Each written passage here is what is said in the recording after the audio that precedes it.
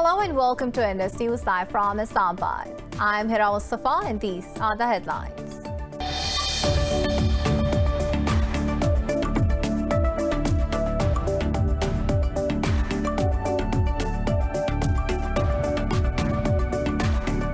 In Afghanistan, the US says its commanders are on alert for more attacks by ISIS, including possible rockets targeting Kabul airport. The death toll from earlier twin blasts has reached 110, including 28 Taliban and 13 US troops. President Joe Biden has asked the Pentagon to develop plans to strike the IS after it claimed responsibility for the attack. Meanwhile, evacuations have resumed with new urgency, and the UK says it has entered the last stages of its operations.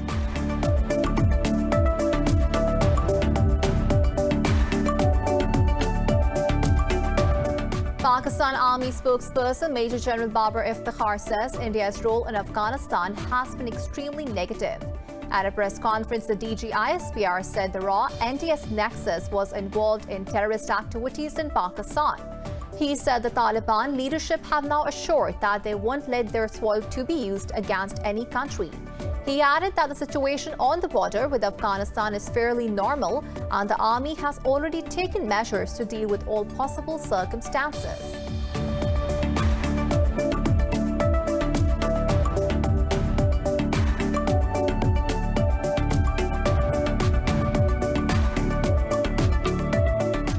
In Pakistan, at least 16 people have died after a fire broke out at a chemical factory in Karachi's Mehran town.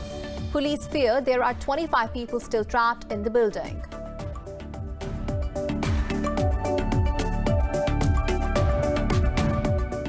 Brazil has registered 920 daily deaths from COVID-19 and over 31,000 new cases. In Pakistan, the virus claimed 95 lives and infected more than 4,000 people in the past 24 hours. Globally, the death toll has exceeded 4.47 million, with over 214 million cases. Well, those were the headlines. News in detail coming after the short break. Stay with us.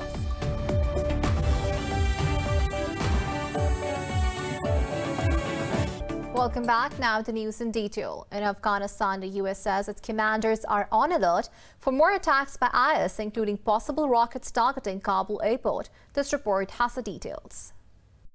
The attack at Hamid Karzai airport yesterday worsened the panic in Kabul. The death toll from twin blasts has reached 110, including 28 Taliban and 13 US troops. Claiming the responsibility, IS said one of its suicide bombers targeted translators and collaborators with the American army. US President Joe Biden has asked the Pentagon to develop plans to strike back at the IS. Speaking at the White House, Biden held firm on the 31st August withdrawal deadline, adding that he bears responsibility for everything. Evacuations have resumed now with new urgency, and the UK says it has entered the last stages of its operations. Defence Minister Ben Wallace said the UK will not accept any more people for flights beyond those already inside the airport after it shut its processing centre. Meanwhile, Turkey says it has not made a decision on a Taliban request for support to run the Kabul airport after foreign forces withdraw. In a news conference, President Tayyip Erdogan said there is always a possibility of deaths and security concerns there, but the talks on the matter are still underway. For more on this, we have with us Sumaira Khan, our correspondent from Kabul. Sumaira, what is the state of the security in the capital and what's the progress on the evacuation process after yesterday's bombings?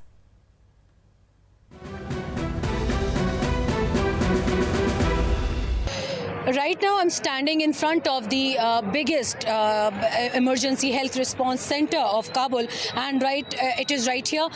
It is the emergency surgical center for war victims, and let me tell you, from yesterday bombings, majority of the casualties, majority of the injured people, they were brought here for medical treatment, and right now they are being treated inside the compound. We deliberately did not go inside because right now the situation is the situation is quite bit fragile for the presence of any media personnel inside. So just to be staying at a safer side, we are reporting this from outside the hospital gate. As far as the security of the city is concerned, yes, as the death toll rises to 103 civilians, and death toll of US Marines is still at 13 because DOD and Pentagon are determining the final figure from the yesterday's deadly twin blast, and unless the final findings they are revealed in front of the to the masses, and the information and investigations results are shared with the Taliban as well, the security within the city, it seems tranquil to some extent, because yes, the city is mourning because it was another deadliest day for the Kabulites, but the people of Afghanistan are resilient. The resilience of the Afghan people cannot be it's unmatchable. It's totally undeterred. So I can see many people right here in front of me. They are visiting restaurants, they are visiting their shops are open. The place where I'm standing right now, it is exactly one of the main business hub streets, Kuche Gulfaroshi Shahreno, and it is as vibrant as it is as it can be as compared to any other normal day in Kabul. So thank goodness the security situation within the city is good. As far as the evacuation is concerned, yes. Right, Samara, we are hearing reports of a cash drought because of banks remaining mostly closed, and the World Health Organization has also said they are fast running out of medical supplies. Can you please share with us how concerning is the situation? Yes, as I said, that we are standing in front of the biggest emergency health unit of Kabul. We had this information. Yes, WHO is right. The medical supplies, they're running short of medical supplies. They did not run out, but the situation can go up to the direst levels of the commodities shortage. So right now, the Pakistan's embassy and other embassies, the Qataris, more specifically, they are. The efforts are appreciable. They are in contact with the World Food Project country director back in Pakistan and in Afghanistan to discuss this unforeseen food crisis and these health supplies crisis. So just to tackle it, the leaders and the ambassadors and the envoys who are present in the city right now, they are calling upon all the world leaders to spare some time from war discussion and pay some heed towards that humanitarian crisis that is fast approaching Afghanistan. For more on this, we are joined by Sartaj Aziz, former foreign minister. Thank you for your time. Mr. Sartaj, with such massive attacks now showing the presence and strength of ISIS in Afghanistan, how concerned should Pakistan be considering there could be ISIS operatives coming in as refugees? There's no question that the latest attack at the Kabul airport have further complicated a very grave and messy situation in Afghanistan. And obviously, the ISIS Khorasan is a matter of concern for Pakistan because many of the TTP disgruntled elements in Afghanistan joined ISK Khorasan, and therefore that door is still open and Pakistan should be worried about it. But whether they will come as refugees, the chances are now slightly better for us to control because we have erected a wall and that open entry that was in the 90s is not there. FATA has been integrated with KP Pakhtunkhwa province, which now courts and administrative structure and police stations are being extended right up to the Afghan border. And I think government has also sort of shown a clear line that we will not allow open refugees, but if some humanitarian do come in, they'll be kept close to the border, preferably within Afghanistan, but our side of the border, and closely monitored so that they do not mix with the population. So these are some of the safeguards. But the fact that IS is active in Afghanistan is a matter, and Pakistan will have to very carefully monitor the border and the situation. Right, Mr. Sartaj, Taliban have held a strong position over an Islamic system in Afghanistan, and that too an emirate. With that already taken care of, what could be the possible motive behind these attacks, and who benefits the most from these disruptions? Well, I think the Taliban and IS on Islam and spreading Islam throughout the world are very different. Taliban want to establish their own government within Afghanistan. They have no ambition to go outside of Afghan borders, whereas IS is a global terrorist network which wants to spread Islam by force throughout the country. So I think to that extent, one can see why this is happening. But the more important question is who benefits most from this disruption. Now, obviously, there are very many others who are not happy at the Taliban takeover. Many of the previous government operatives and forces. So who knows who was behind these attacks also. IS is always very anxious to take credit for whatever happened. But in due course, we'll find out who is behind. But I think this is a very sad situation because Afghanistan has suffered a lot. It needs a stable government. Taliban have given the right signals to have an inclusive government and amnesty to everyone. So these disruptions are very unfortunate. Right. Mr. Sartaj, NATO has categorically stated that this incident would lead to an extension of the withdrawal deadline. President Joe Biden pledged to avenge the death of 13 American soldiers last night. Could this lead to an increase in Washington's pressure on Pakistan to partner or facilitate its over-the-horizon military OPS? Not likely, because Pakistan has given a very clear indication that we are not going to join any kinetic operation in Afghanistan.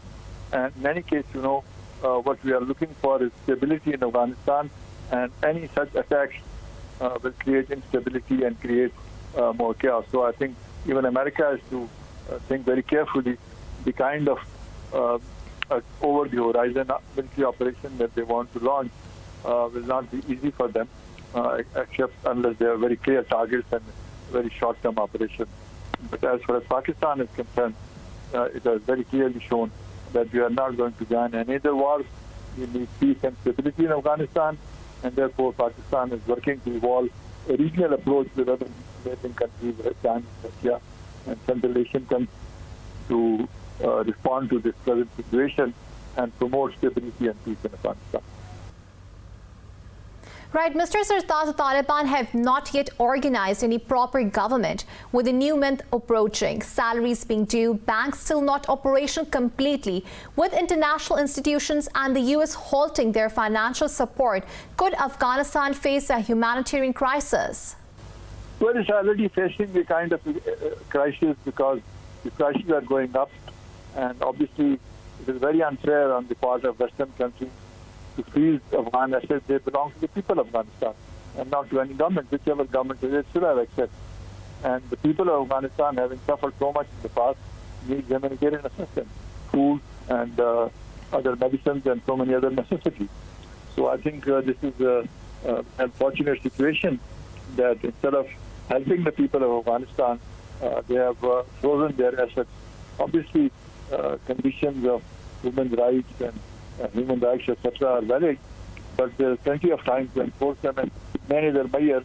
But I think they should have access to their assets and their funds, including IFI, because and I think the sooner these are resumed. In the meanwhile, I think Pakistan, China, Russia would provide some minimum assistance, particularly food assistance, so that there is no major food shortages in the country. And Pakistan will also hopefully promote and allow trade, very easy access, so that there is no shortage of goods. So in the meanwhile, I think people of Afghanistan are suffering, and let's hope that more countries and institutions will come to their help. Right. Former Foreign Minister Sartaj Aziz, thank you for speaking to Indus News. And now we're moving on. Pakistan's Army spokesperson, Major General Babar Iftikhar, says India's role in Afghanistan has been extremely negative. At a press conference, the DGISPR said the raw anti-IS nexus was involved in terrorist activities in Pakistan.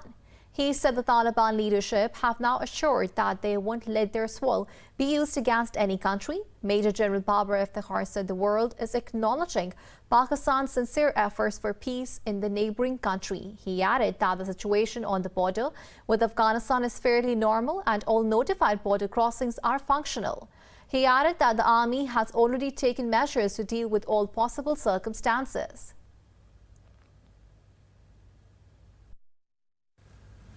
For more on this, we are joined by Lieutenant General retired Talat Masood, defense analyst from Islamabad. Thank you for your time. General Talat, in today's briefing, the DG ISPR has again mentioned that India has been using the Afghan soil against Pakistan with the help of NDS. Do you think the threat is minimized with the Taliban in power? Well, we hope so, because the Taliban has said that they will not allow any other country to use their soil against another country.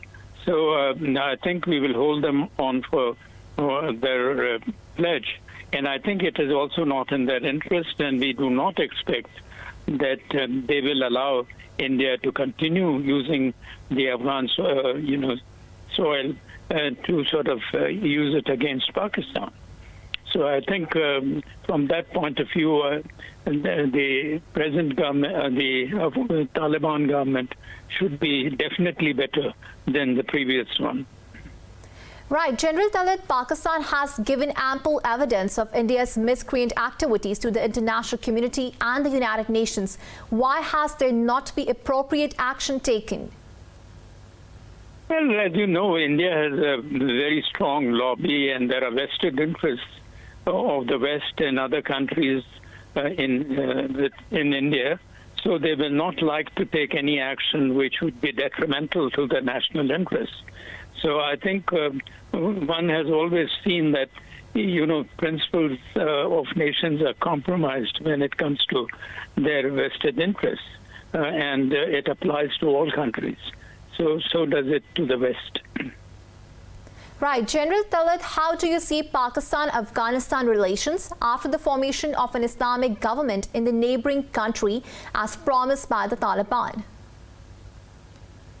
Well, I think it will definitely, hopefully, that these will improve and there will be greater level of confidence. But all depends as to how the present Taliban sort of, ruling group, it conducts its affairs in Afghanistan. And how does the security situation evolve there? So I think one would at least expect that they will be more friendly, they will be more cooperative, and they will probably rely on Pakistan much more than the previous ones. They were very hostile in the past to Pakistan, and there was a nexus between India and the previous Afghan government. So I think one does expect things will be better, but the main, I think, concern at the moment for Pakistan, and I think the rest of the international community, is as to how things unfold within Afghanistan and whether the peace is restored in Afghanistan or not. That is the central question, I think, that comes to mind, because it is only then that, the relationship and and what happens to at the border, all these would be very much dependent and relevant only in the context of how internally Afghanistan the present regime consolidates itself and has the support of the people in a positive sense, and is able to sort of govern Afghanistan in a way that builds the confidence of its own people and that of its neighbors. Right. Lieutenant General retired Talat Masood, thank you for speaking to Indus News. And now we're taking a short break. Stay with us.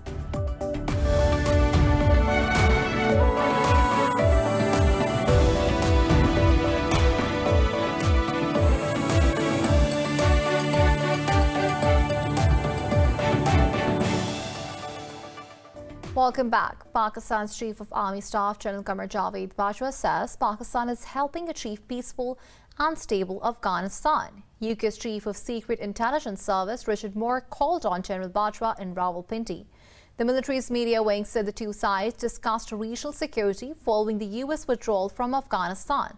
The army chief said Pakistan is willing to do anything for an inclusive Afghan settlement, which is vital for regional peace. The visiting dignitary expressed his appreciation for Pakistan's untiring efforts towards regional peace and stability.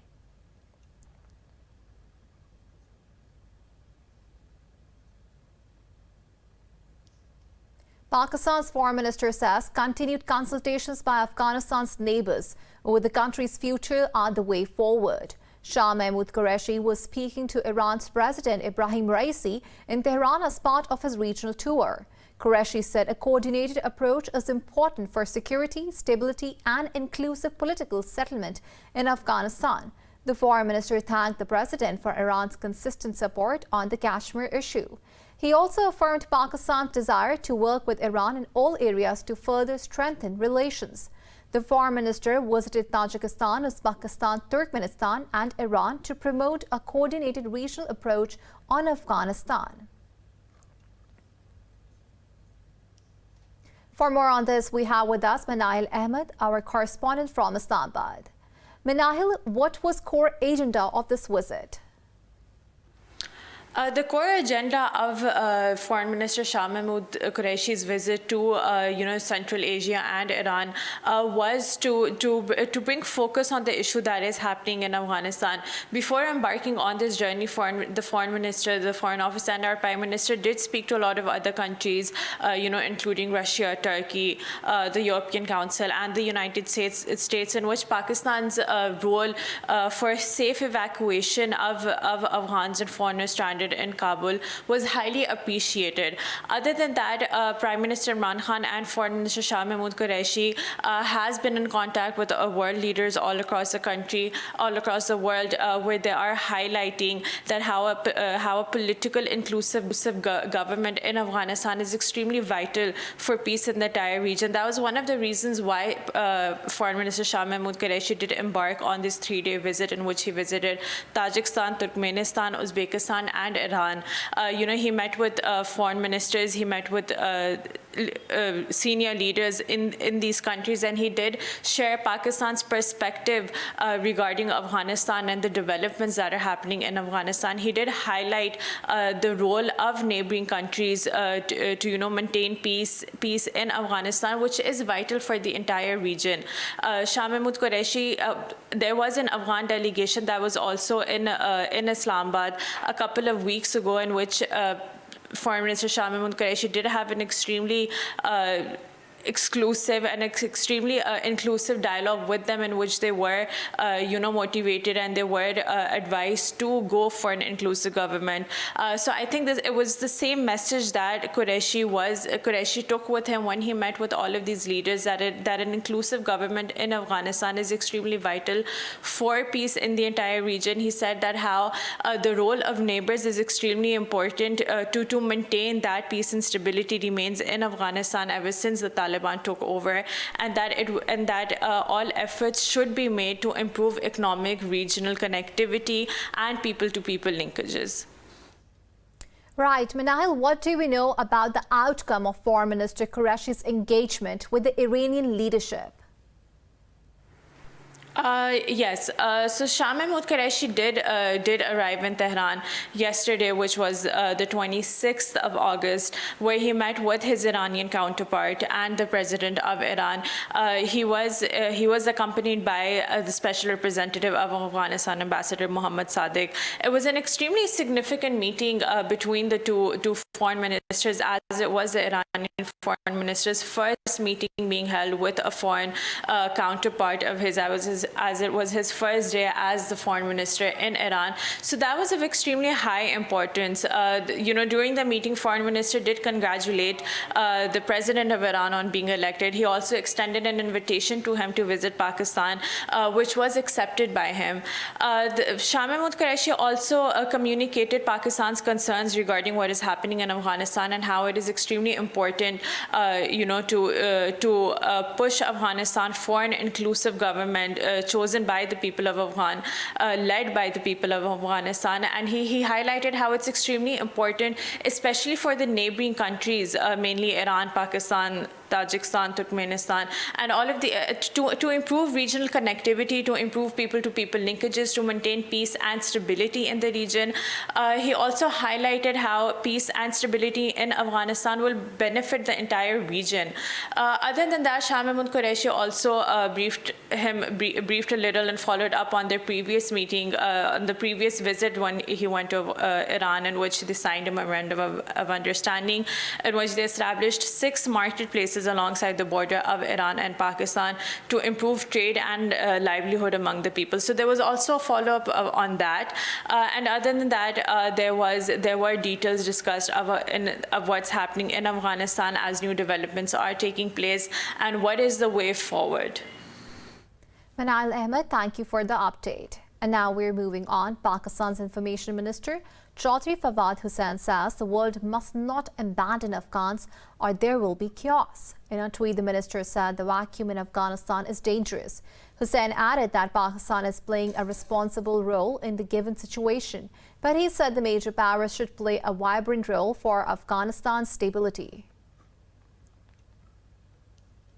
Pakistan's one paramilitary soldier has been martyred in a terrorist attack from across the Afghan border. The army said the terrorist opened fire on a military post in Lower Deed district. In a statement, the military's media wing said the army responded in a befitting manner. The ISPR said the troops killed 1 terrorist and injured another 3 in retaliatory fire. It said the 36-year-old martyred Havildar Gul Amir was a resident of Lucky Marwat. Earlier on August 8th, another soldier was injured in a cross-border attack from Afghanistan in North Waziristan.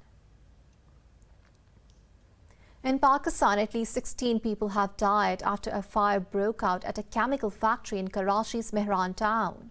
Police fear there are 25 people still trapped in the building. Security officials say the blaze is now under control and rescue efforts are underway. An investigation has been launched into the incident. Russia says the talks on the Iranian nuclear deal in Vienna should restart as soon as possible.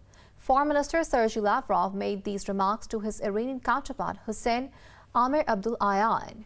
Russian Foreign Ministry says the Iranian side perceived this signal with due seriousness.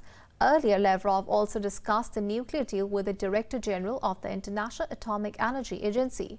The UN watchdog has said Iran has accelerated its enrichment of uranium to near weapons grade. The Vienna talks, which began in April, have been on hold amid the transition of a new administration in Tehran under President Ibrahim Raisi. The Arab coalition says Saudi air defenses intercepted an explosive-laden drone launched by Yemen's Houthi rebels. In a statement, the coalition said the UAV was aimed at Saudi city of Khamis Mashat. Meanwhile, the coalition reportedly launched extensive airstrikes on Houthi positions in Yemen's central province of Marib. Houthi seized control of much of Yemen's north in 2014 and forced President Abdurrabbu Mansur Hadi out. The Saudi-led coalition intervened in the conflict in March 2015 to support Hadi's government. Brazil has registered 920 daily deaths from COVID-19 and over 31,000 new cases. Globally, the death toll has exceeded 4.47 million with over 214 million cases. Details in the following report. Protests against COVID vaccine and mask mandates continue across the world, while the numbers of deaths and infections show no sign of relief. India has reported nearly 500 more deaths and over 44,000 cases over the last 24 hours. The World Health Organization is expected to ship 100 million doses of Chinese vaccine, mostly to Africa and Asia, by the end of next month. In the US, virus-related hospitalizations has reached the highest level since January as the Delta-driven infections continue to surge. Meanwhile, thousands of students in the states of Florida and Texas have returned to classes amid the mask mandate controversy. The mask mandate, well, it kind of makes the school safe. I didn't really like the virtual school, even though I had to go through it. So even though we're with the mask, it kind of gives us, it keeps us safer in school, and we're able to actually go a physical learning, which I think it's a better form of learning. So if I have to wear a mask to learn, then I'll wear a mask. Over in Europe, French health minister says the fourth wave of COVID-19 is receding in the country, but it's not over yet. Meanwhile, the European Union has warned against higher legal risks of boosters without the approval of the European Medicines Agency. In Greece, health workers protested against new rules obliging medical staff to get vaccinated. They observed a 4-hour work stoppage. I am here today because I want to support the constitutional right of every Greek citizen to say yes or no to vaccination. I personally am vaccinated, but I believe it is my colleagues' right to not get vaccinated if they don't want to. Slovenia has made weekly COVID-19 tests mandatory for students and teachers who have not been inoculated or recovered from the disease. In Pakistan, the coronavirus has claimed 95 more lives over the past 24 hours. The health ministry says the daily death toll has reached 25,415. It said 4,000 people contracted the virus overnight and the positivity rate declined to 6.42%. The ministry said the caseload has exceeded 1,144,000, while more than 1 million people have recovered. It said there are nearly 93,000 active cases, of which more than 5,500 are critical. So far, nearly 60 million vaccine doses have been administered in Pakistan. In Nigeria, militants have released dozens of students abducted 3 months ago in north-central Niger state. Officials say the freed students were on their way to the state capital, Minna. Gunmen had kidnapped around 136 pupils along with several teachers from a seminary in Tagina. School's head teacher says 6 of the pupils died in captivity and a further 15 escaped in June. The official said all pupils have been released, but he cannot give the exact number at the moment. According to estimates, more than 1,000 students have been forcibly taken from their schools during several attacks. In Peru, political tensions have erupted amid a vote of confidence on the new cabinet of President Pedro Castillo. Congress has pushed the key vote of confirmation to Friday. This has extended uncertainty in the country where conflicts between the executive and legislature loom large. Earlier, Prime Minister Guaido Bellido asked Congress for a yes vote, outlining plans to lift Peru out of crisis. Since leftist Castillo took victory in the presidential runoff, far-right groups have taken to the streets calling for his annulment. They claim thousands of his votes were fraudulent. In Spain, the Coast Guards have rescued around 50 migrants off the Canary Islands. The survivors, who were found in very poor conditions, have been transported to the port of Arguineguin. One migrant was taken to a local hospital in a helicopter in serious conditions. Emergency staff attended to dozens of exhausted survivors who were lying on the ground. The dinghy, which was intercepted 6 miles south of the island of Gran Canaria, was also carrying babies. So far this year, nearly 8,300 migrants have made the dangerous crossing from the West African coast to the Canaries archipelago.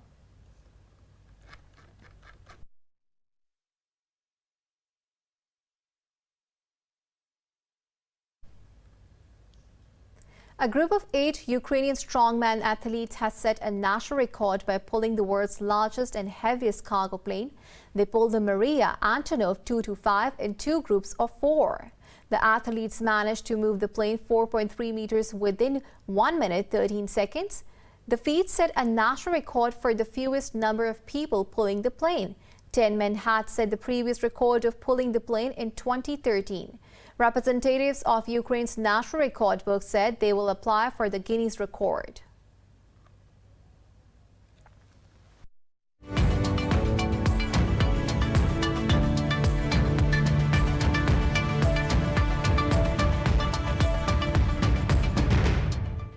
European markets are muted as caution prevailed ahead of U.S. Federal Reserve's annual Jackson Hole Symposium. FTSE MIB in Italy gained close to 0.25%, while London's FTSE and the Pan-European Stock 600 advanced marginally. Frankfurt's DAX and CAC 40 in Paris both shed fractionally. For the weather updates, we have Munib Hamid with us.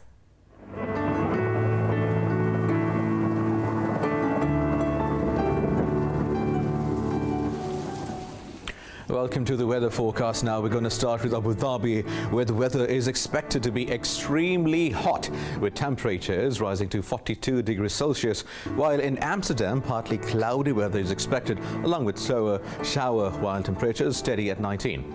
Now, if we head to Ankara, there is clear weather with temperatures at 38. Now, moving down under to Auckland, the temperature is chilly at 15, with clouds floating in the sky. Now, if you are traveling to Bangkok, there will be a cloudy weather with temperatures around 30. In Beijing, temperatures are at 29, accompanied with sunny sky, while in Beirut, we'll experience sunny weather with temperatures at 32. Meanwhile, Bernalers will experience temperatures at 17, accompanied with rain. Now, heading to Cairo, the hot sun will be out with temperatures at 38. Now, down in Canberra, the temperatures are at 12 with cloudy weather today. In Islamabad, temperatures are at 37 with clear sun in the sky, while in Jakarta, the temperatures are steady at 33 degrees Celsius, also with clear sky in forecast. That's all for now. Back to you now.